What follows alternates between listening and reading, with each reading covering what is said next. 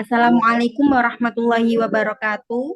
Waalaikumsalam Waalaikumsalam. warahmatullahi wabarakatuh. Kali ini kita akan berdiskusi pada mata kuliah perspektif sosiokultural dalam pendidikan bagian topik 6 yang beranggotakan Dia Ayu Rahmawati, saya sendiri Faradia Safitri dan Maharani Sofiana Puspa. Bisa next. Oke. Pada topik 6 yang berawal mulai dari diri, di situ ada pertanyaan apa yang kita pikirkan tentang topik ini sebelum memulai proses pembelajaran. Nah, pada pada topik pada topik 6 sangat berkaitan erat dengan mata kuliah pemahaman tentang peserta didik dan pembelajarannya. Karena di situ terdapat materi yang membahas metode culturally responsive pedagogi atau bisa disingkat CRP. Untuk CRP sendiri itu membahas tentang pendekatan pembelajaran yang berbasis kultur agar peserta didik dapat memahami budayanya. Next, ada bagian eksplorasi konsep. Di situ ada pertanyaan apa yang kita pelajari dari konsep yang dipelajari dalam topik ini. Menurut Levygotsky memiliki pandangan dan teori yang luas mengenai isu yang mempengaruhi pandangan sosial, politik, ekonomi, dan budaya. Teori pembelajaran sosiokultural telah mengeksplorasi secara mendalam peran tanda dan simbol dalam mediasi, tetapi harus lebih mempertimbangkan cara hubungan interpersonal, mediasi, kehidupan sekolah siswa, dan konsekuensinya. Sarana untuk belajar. Dalam kerangka teori umum Levygotsky sangat relevan dengan pendidikan multikultural modern karena sejumlah alasan. Misalnya, interpretasi fundamental tentang tanda dan simbol sebagai mediator dalam pengembangan proses kognitif melalui interaksi sosial yang memiliki potensi besar untuk mengajar peserta didik yang beragam secara budaya. Potensi ini berasal dari fakta bahwa tanda, simbol, dan interaksi sosial itu sebagian besar spesifik secara budaya, tidak universal. Oke, selanjutnya akan dilanjutkan oleh rekan kami, Maharani. Ya, baik, terima kasih Faradia. Saya akan memberikan uraian dalam ruang kolaborasi.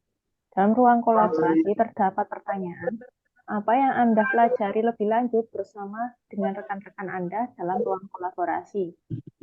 Baik, yang dapat kami pelajari dari topik ini adalah bagaimana isu-isu yang terjadi dalam perspektif sosial, ekonomi, politik, dan budaya yang terjadi di Indonesia. Isu sosial sebagai contohnya seorang anak yang terpenuhi kebutuhan emosi dan kesehatan mentalnya, baik di rumah ataupun di sekolah, menjadi anak yang lebih mudah diatur. Dari segi ekonomi, kecenderungan tingkat ekonomi rendah dan tinggi berpengaruh dalam kualitas pendidikan di Indonesia. Dari segi isu politik, adanya sistem zonasi menjadikan orang tua rela memindahkan keanggotaan anaknya menjadi anggota keluarga lain agar lebih dekat dengan sekolah yang diinginkan, dan praktik penyuapan yang terjadi di sekolah memperburuk karakter peserta didik dan dianggap hal yang biasa. Dari segi budaya, penerapan budaya dalam pendidikan telah dicontohkan oleh Ki Hajar Dewantara dengan mencetuskan azas Trikon. Implementasi budaya dalam pendidikan mempengaruhi penyelenggaraan pendidikan seperti adanya aturan pakaian atau seragam batik dan baju adat. Menyertakan pendekatan budaya kontekstual pada mata pelajaran serta budaya cium tangan kepada guru atau budaya saling menghormati pada lingkungan sekolah ataupun di luar lingkungan sekolah.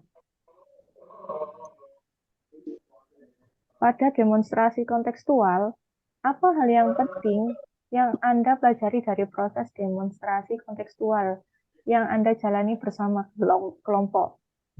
Bisa tentang materi, rekan, dan diri sendiri. Bagaimana pelaksanaan kegiatan literasi dengan strategi yang Anda pilih? Bagaimana yang sudah berjalan baik? Bagaimana yang perlu diperbaiki? Keterampilan apa yang perlu ditingkatkan dalam diri Anda agar pelaksanaan kegiatan literasi menggunakan strategi tersebut dapat berjalan dengan baik? Beri tanggapan pada setiap refleksi teman sejawat. Untuk selanjutnya akan dilanjutkan oleh rekan saya, Dia Ayu Rohmawati.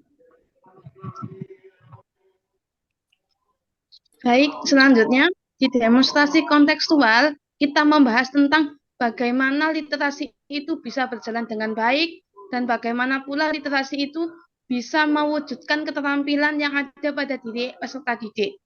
Yang pertama, hal yang dipelajari setelah mempelajari isu yang mempengaruhi proses pendidikan dari segi sosial, politik, ekonomi, dan budaya. Dari segi persamaannya adalah kami sama-sama siap untuk mendidik peserta didik nanti dengan menggunakan teknik scaffolding sebagai bagian dari zone of proximal development dan pendekatan culturally responsive pedagogi, yaitu peserta didik harus bisa mempelajari tidak hanya dari segi kognitif, namun mengambil unsur budaya dalam pembelajarannya.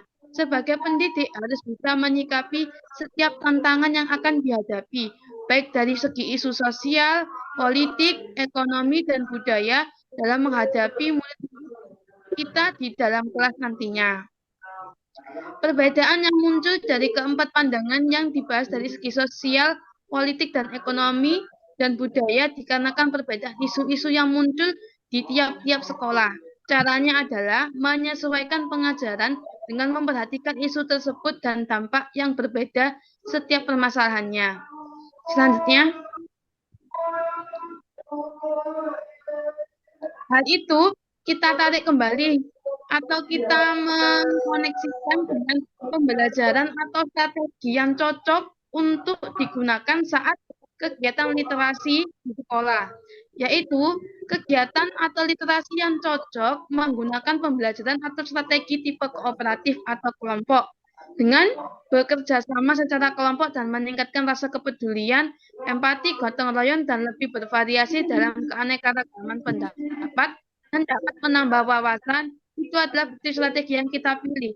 Jadi, pembelajarannya itu bukan hanya tentang kognitif, melainkan kita juga mengajarkan tentang kegiatan politik, isu-isu tentang ekonomi, bahkan juga budaya. Budaya yang ada di Indonesia juga tidak boleh terlupakan. Artinya, dalam strategi ini, dalam pelaksanaan kegiatan literasi ini, berjalan dengan sangat baik, dengan menggabungkan kegiatan literasi dengan strategi kooperatif, dengan menggunakan strategi scaffolding atau ZPD. Kegiatan literasi ini bisa diwujudkan dengan penilaian sebaya, yaitu meningkatkan kepekaan, saling perbaikan kualitas di kemudian hari. Dan ini juga dapat memunculkan keterampilan untuk percaya diri tampil di hadapan umum, untuk bisa bekerja sama, dan masih banyak lagi. Dan dari ini semua dapat disimpulkan bahwa literasi dengan strategi kooperatif ini sangat cocok untuk berjalannya di pembelajaran di pendidikan sekolah dasar, yaitu di sekolah SD di usia 7 tahun.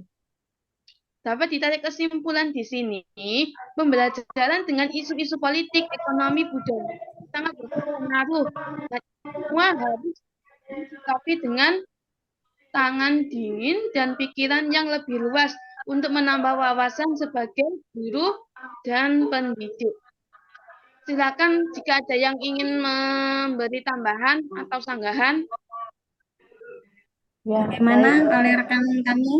Ya, Mbak terima Rani? kasih Mbak Dia Ayu. Berarti kita sebagai pendidik itu tidak hanya mengembangkan keterampilan saja ya Mbak, harus bisa menyikapi dengan isu-isu politik, sosial budaya, terus latar belakang peserta didik ya Mbak ya.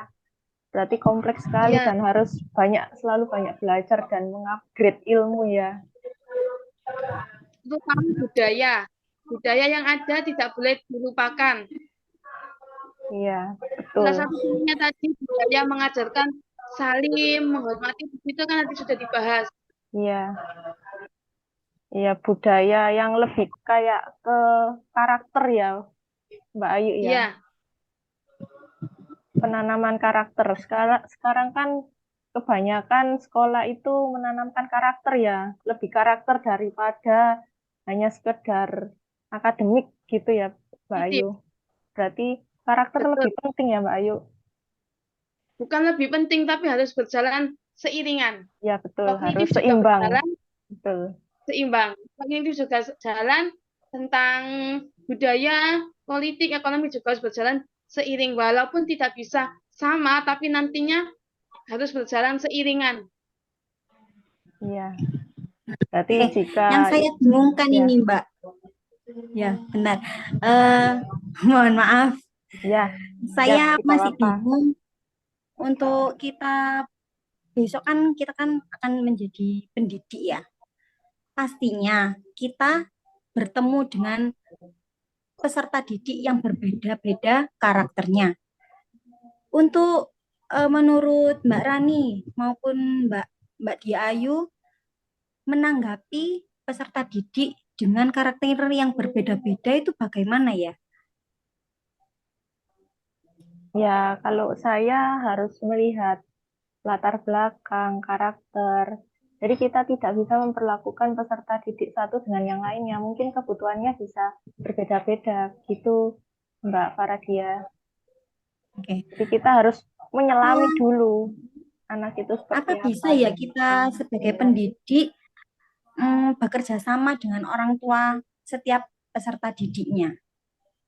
Harus bekerja sama. Karena penanaman karakter itu harus ditanamkan secara Sejak dini. berkelanjutan, tidak Iya, dalam sehari atau 2 hari, tapi itu adalah berkelanjutan, tidak boleh berhenti atau tidak boleh ada masa yang hilang gitu. Jadi harus berjalan terputus terus. ya. Jalan Karakter terus. itu akan tumbuh sendiri di diri anak tanpa kita harus marah-marah, tanpa kita harus menjelaskan panjang lebar. Jika karakter itu sudah tumbuh di dalam diri anak, karakter itu akan melekat di jiwa anak sendiri. Oke, Kalau berarti tentang ya bisa hubungan diteruskan Mbak tentang Ayu. orang Oke, apa? bisa diteruskan? Sudah? Iya, bisa. Oke. Berarti untuk setiap penanaman karakter tidak hanya ditanamkan oleh pendidik, namun juga kita bekerja sama dengan orang tua, begitu ya? Iya. Bukan hanya Iya. orang tua, tapi masyarakat di sekitar kita, teman-temannya juga itu Ya, juga dan harus tentu mendukung. warga sekolah juga Berarti ya. setiap Tidak lingkup, hanya sesama peserta setiap didik dan lingkungan. guru. Semuanya harus Oke, oke. mendukung tentang karakter yang dibangun.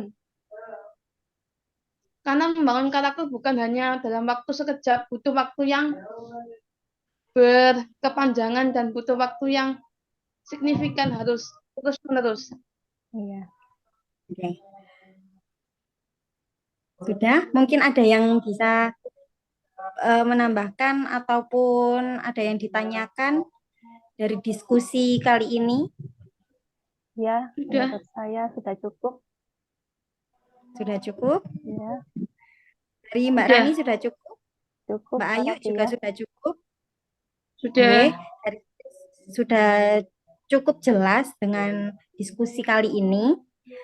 Baik, jika tidak ada tambahan maupun tidak ada pertanyaan, bisa diakhiri diskusi kali ini. Terima kasih. Wassalamualaikum warahmatullahi wabarakatuh. Waalaikumsalam warahmatullahi wabarakatuh.